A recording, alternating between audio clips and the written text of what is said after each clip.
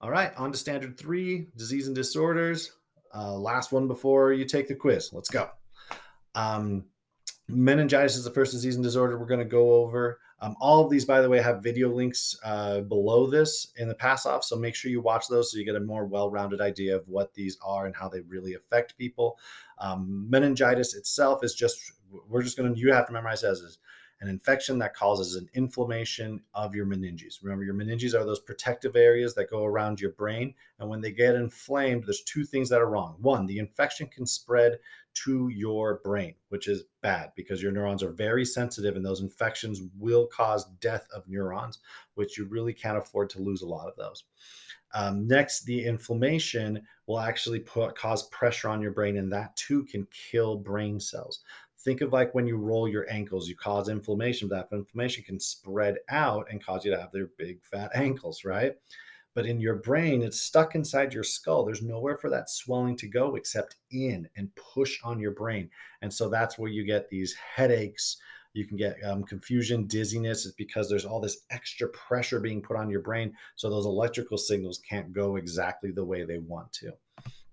All right. Epilepsy. Epilepsy is a brain disorder where basically you have this short circuit where there's this crossing of those electrical signals goes wrong, and then most of the time it shows itself up in seizures. So those repeated seizures are normally you see these big muscle convulsions, and people will fall out of their chair or drop down to the ground with these, and then they'll just be shaking with all of these muscles. It's nothing the person can control, but what you can do to help the situation is not try to control the person. That's an old wives' tale. Stop doing that. You have to control the environment that person is in. So move chairs away, move tables away, pad metal poles or big cement desks like in my classroom with whatever you have on you, jackets, shoes, backpacks. Just get something in the way of this person so that they can't run themselves into something that might severely damage themselves. Yeah, people lose teeth during epileptic seizures because they hit stuff. That's fine, but you can't, what you want to avoid is them breaking their arms or falling off a stairway or something like that while they're having these seizures, okay? The video will talk about it in much more specifics. The only other thing to remember is they didn't know they were doing this. Most people black out during their epileptic seizures and they don't even remember they occurred. They wake up very confused.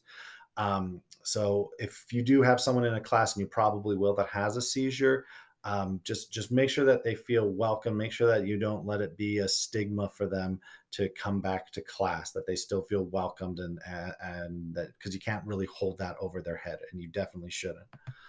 Okay, next up is concussions. So concussions occur when your brain hits the side of your skull and causes basically bruising or bleeding on the brain.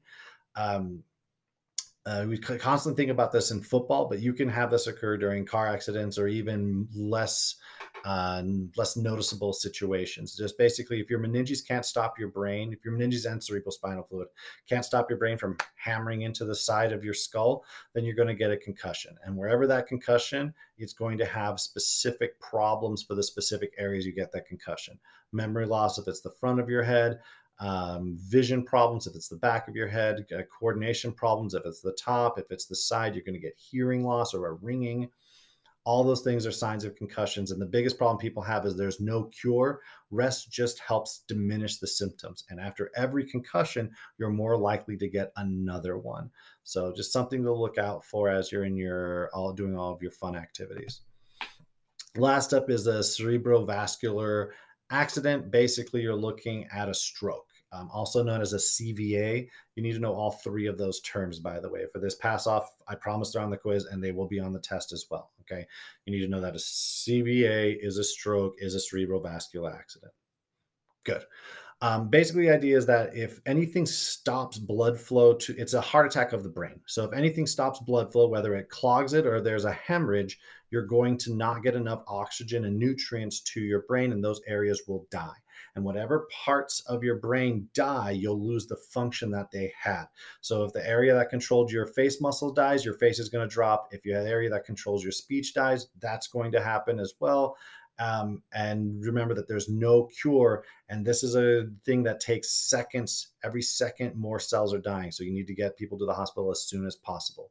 All right, get the pass off done and